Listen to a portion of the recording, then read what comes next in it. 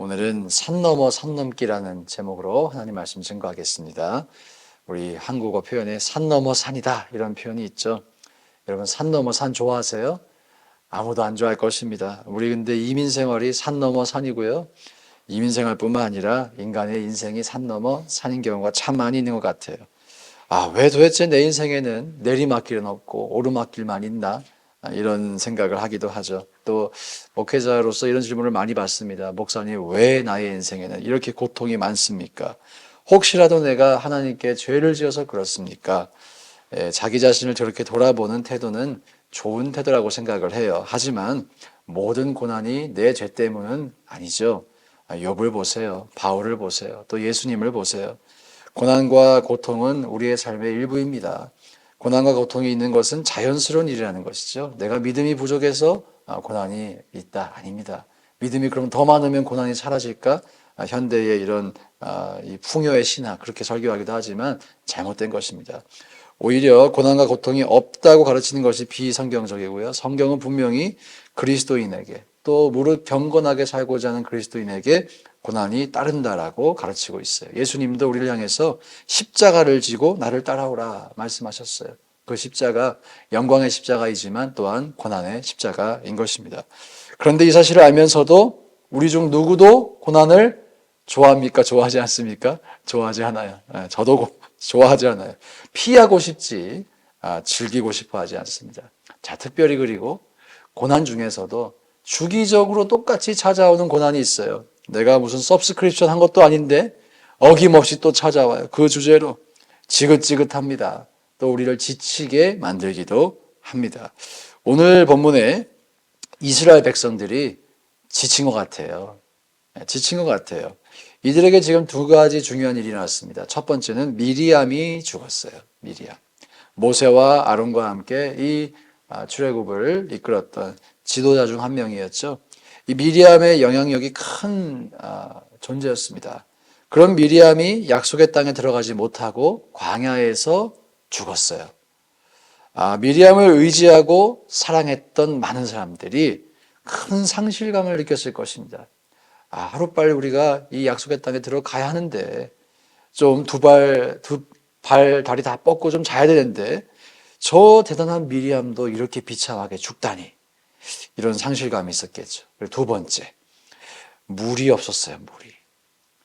광야 생활을 하면서 또다시 물이 부족해졌어요. 자, 물은 인간에게 필수적인 것이죠. 양식과 같은 것입니다. 물이 없으면 살아갈 수 없고 특별히 광야에서는 물이 없으면 목이 마릅니다. 기진맥진합니다. 사실 이 이스라엘 백성은 광야 생활을 하면서 이 물 부족 사건을 한 번만 겪은 것이 아니었죠. 아마 여러 번 겪었을 것입니다. 또 출애굽기 17장에 보면 그때도 물이 부족했어요. 그래서 모세에게 불평했어요. 그때 그 당시 장소는 르비딤이라고 하는 장소였는데 그때 어떻게 물이 나왔냐면 반석을 쳐서 물이 호렙산에 있는 반석에서 물이 나왔습니다. 자, 그때랑 지금이랑 상황이 좀 비슷하죠. 그때에도 이스라엘 백성들은 똑같은 말로 똑같이 힘들다 그랬어요. 이렇게 불평했어요. 17장 3절 출애굽기. 당신이 어찌하여 우리를 애굽에서 인도해 내어서 우리와 우리 자녀와 우리 가축이 목말라 죽게 하느냐. 우리와 우리 자녀와 우리 가축이 애굽에 있었더라면 죽지 않았을 텐데 나일강이 있었는데 당신이 우리를 끄집어내서 여기서 목말라 죽습니다.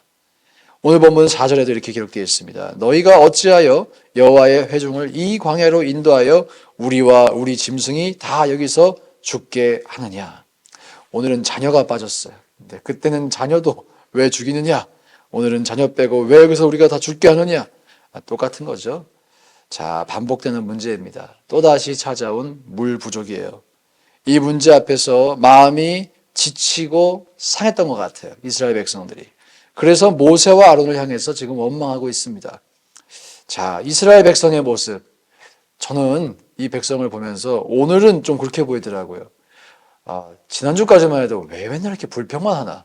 그런데 제가 한번 제 입장을 생각해 보니까 이해가 안 되는 게 아닙니다. 여러분과 저도 그러지 않나요? 내 인생에 계속해서 반복돼서 일어나는 문제가 있다고 생각해 보세요. 아픈데 또 맞아. 아픈데 또 때려. 아무리 기도해도 해결이 안 되고 더 악화되는 것 같아요. 그럴 때 우리가 이 문제들 앞에서 신실해야 한다는 것 알지만 신실하기가 쉽지 않죠. 쉽지 않아요. 자, 오늘 본문에서 그리고 우리가 모세의 입장을 한번 생각해 볼까요? 이스라엘 백성들이 모세를 향해서 계속 불평을 하잖아요. 지금 모세의 입장에서는 불평하는 이스라엘 백성들이 반복되는 문제예요. 이스라엘 백성들의 입장에서는 이 광야에서 물이 없는 게 반복되는 문제라면 모세에게는 이 백성들이 계속 찾아와서 못 살게 구는 거예요. 또 불평하고 또 원망하고 모세도 힘들었겠죠. 모세가 질린 것 같아요. 도대체 이 사람들은 언제쯤 철드나? 언제까지 나는 이 사람들을 달래면서 살아야 되나? 과연 이 사람들이 성숙하고 깨닫는 날이 올까? 그런 마음이 있었던 것 같아요.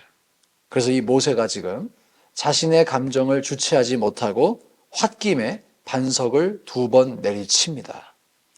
그리고 이 결정적인 사건 때문에 가나안에 들어가지 못하게 됐어요. 여러분, 모세는 인류 역사상 가장 위대한 영적 지도자 중 한 사람이었습니다.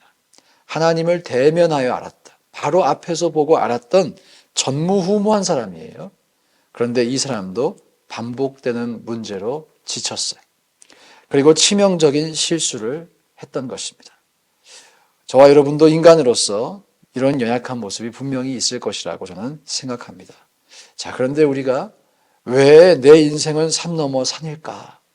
라고 불평하고 원망하기 전에 한번 곰곰이 우리의 마음에 있는 진심을 좀 확인해 봤으면 좋겠어요. 여러분, 우리가 정말 원하는 것이 무엇입니까? 다 때려치우는 거예요? 아니잖아요.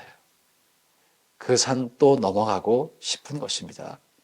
이 문제 또 해결하고 싶은 것이죠. 승리하고 싶은 것이죠. 우리의 진정한 마음은, 진정한 소원은 어떠한 문제가 내 앞에 나타나도 그것을 이겨내는 것인 줄로 믿습니다. 그렇다면 우리 이렇게 질문해 봐야 돼요. 우리 인생의 과거에도 수많은 문제가 있었어요. 그 문제 때문에 내 영혼이 아프고 괴로웠어요. 자, 그럼에도 불구하고 오늘, 지금 여러분과 제가 살아있습니다. 이 자리에서 하나님을 예배하고 있습니다.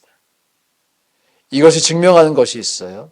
과거에 많은 어려움과 산들이 있었지만 하나님이 공급하셨고 해결해 주셨고 인도해 주셨다는 것입니다. 그러면 동일하신 그 하나님께서 앞으로도 공급하시고 해결하시고 인도하실 줄 믿습니다. 우리의 가장 큰 문제점이 있다면 내 삶에 또다시 나타난 이 산을 내가 넘어가야 된다고 착각하는 거예요. 정말 그럴까요? 여러분, 지난 산들 여러분 넘어오셨습니까? 그렇지 않아요. 하나님이 넘게 하셨고 하나님이 넘게 하실 줄 믿습니다. 우리 스스로 넘지 못한다. 그러면 하나님께서 우리를 업어서라도 넘게 하실 줄 믿습니다.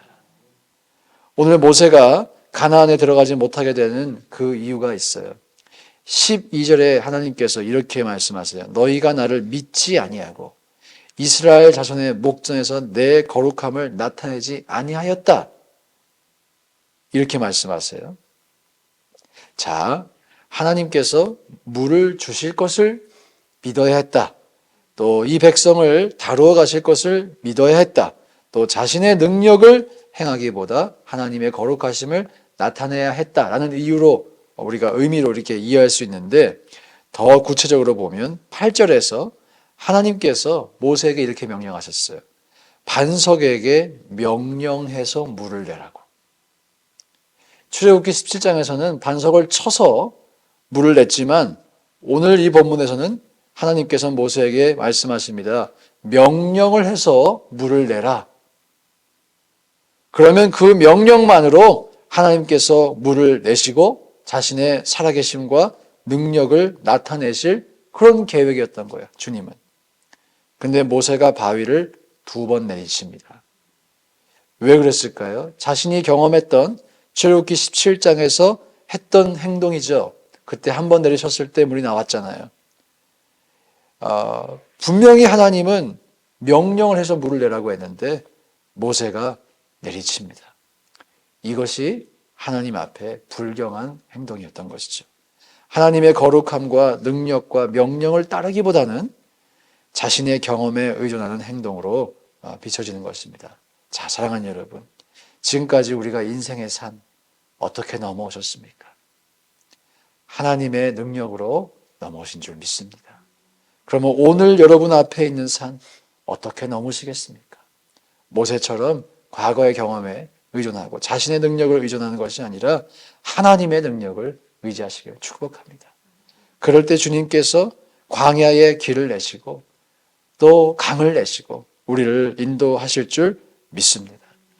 오늘 우리가 찬양했죠. 내 영혼 평안해, 내 영혼 평안해, 내 영혼 평안해. 저는 이 찬양만큼 그리스도인의 신앙의 고백을 나타내는 찬양이 또 없는 것 같아요.